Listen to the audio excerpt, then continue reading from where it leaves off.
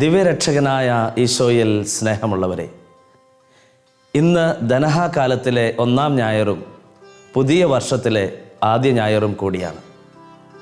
എല്ലാവിധ ദൈവാനുഗ്രഹങ്ങളും പ്രാർത്ഥനകളും ഏവർക്കും നേരുന്നു. ദൈവവചനത്തിൻ്റെ വെളിച്ചത്തിൽ പുതിയ പ്രതീക്ഷകളോടെ ആയിരിക്കാം. നല്ല തീരുമാനങ്ങളെടുത്ത് ഏവരുടെ നന്മയ്ക്കായി നമുക്ക് പ്രവർത്തിക്കാം.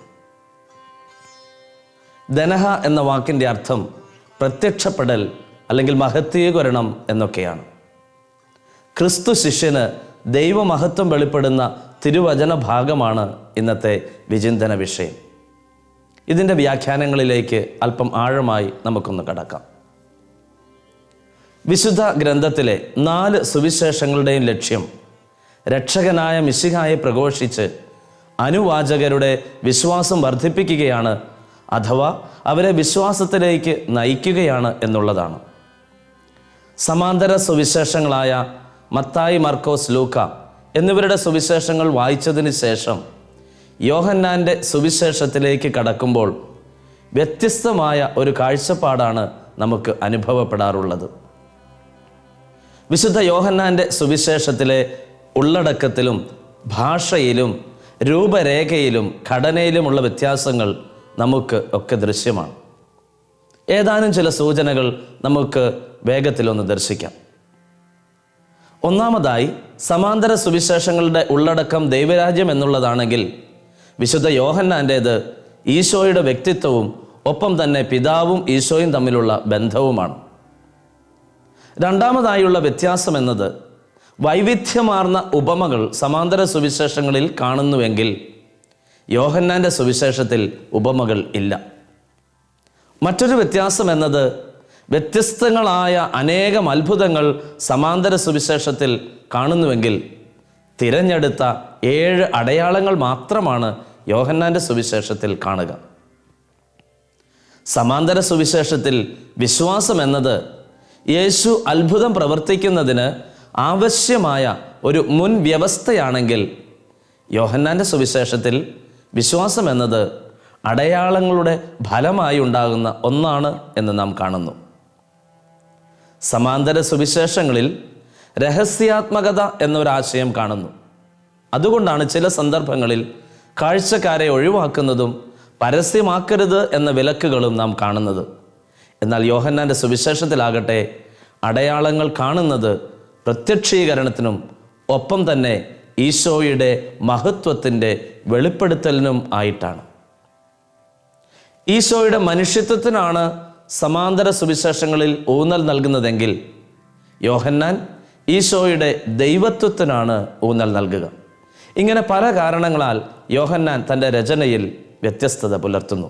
ഇന്നത്തെ വായന നാം കാണുന്നത് യോഹന്നാൻ 1-ാം അധ്യായം 19 മുതൽ 12-ാം അധ്യായം 50 വരെയുള്ള അടയാളങ്ങളുടെ ഗ്രന്ഥം എന്ന ഭാഗത്ത് നിന്നുള്ളതാണ്. ഈശോ പീലിപ്പോസിനെ തന്നെ അനുഗമിക്കുവാൻ ക്ഷണിക്കുന്നു.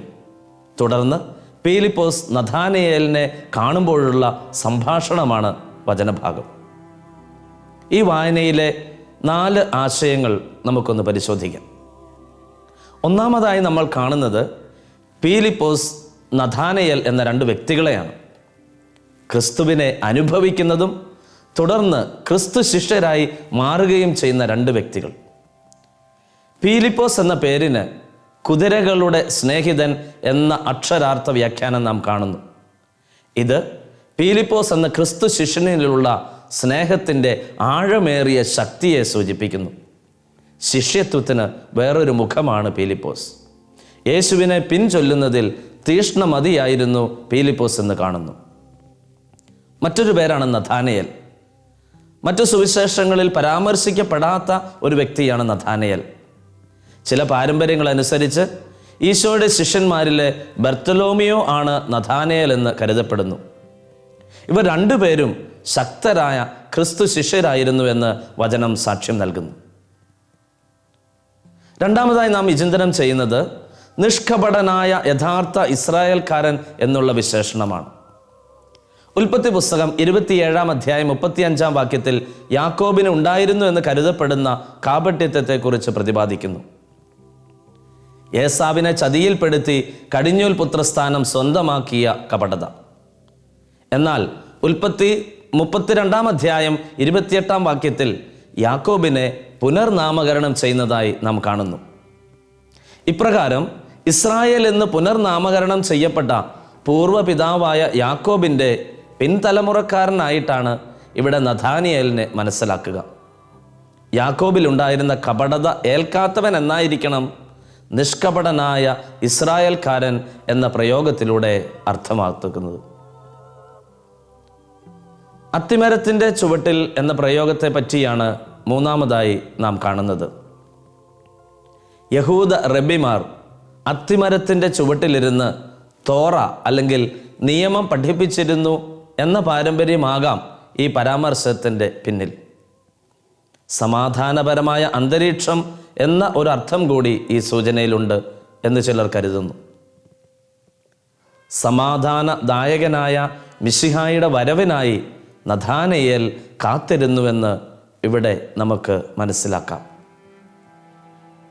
അവസാനമായി സ്വർഗം തുറക്കപ്പെടുന്നതും ദൈവദൂതന്മാർ കയറിപ്പോകുന്നതും മനുഷ്യപുത്രൻ്റെ മേൽ ഇറങ്ങി വരുന്നതും നിങ്ങൾ കാണും എന്നുള്ളതാണ്. ഇവിടെ മനുഷ്യപുത്രൻ എന്ന പ്രയോഗം ദാനിയേൽ പ്രവാചകന്റെ പുസ്തകം 7 അധ്യായം 13 വാക്യത്തിലെ സ്വർഗീയ വ്യക്തിയെ സൂചിപ്പിക്കുന്നു. മനുഷ്യരെ സ്വർഗത്തിലെത്തിക്കുന്ന ഗോവണിയുടെ സ്ഥാനമാണ് ഇവിടെ യേശുവിന്. മനുഷ്യപുത്രൻ സ്വർഗവും ഭൂമിയും തമ്മിൽ ബന്ധിപ്പിക്കുന്ന ഗോവണിയാണ്. മനുഷ്യാവതാരത്തിലൂടെ ദൈവം തൻ്റെ ജനത്തിന് സ്വയം വെളിപ്പെടുത്തുന്നതും ഇവിടെ അർത്ഥവത്താക്കുന്നു. പ്രിയപ്പെട്ടവരെ, ഈ 4 ആശയങ്ങളും നോക്കിയാൽ ഇത് ദൈവമഹത്വ ദർശനത്തെ സംബന്ധിക്കുന്ന വചനഭാഗമാണ്.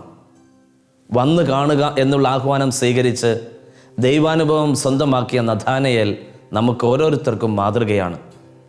ക്രിസ്തുവിൻ്റെ അടുത്ത് പോകുവാനും ദൈവാനുഭവം സ്വന്തമാക്കുവാനും അങ്ങനെ ഈശോയെ ദൈവപുത്രനും രാജാവുമായി സ്വീകരിച്ച് നമ്മുടെ വിശ്വാസ ജീവിതം ആഴപ്പെടുത്തുവാനുമുള്ള വിളി.